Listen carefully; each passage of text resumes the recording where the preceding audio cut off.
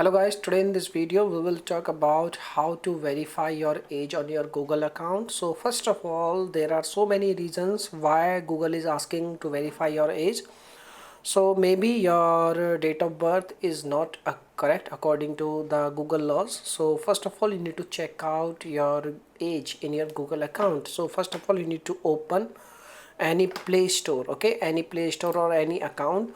Like in my case, I'm going to open my Play Store, and you need to click on your profile icon, and you need to tap manage your Google account.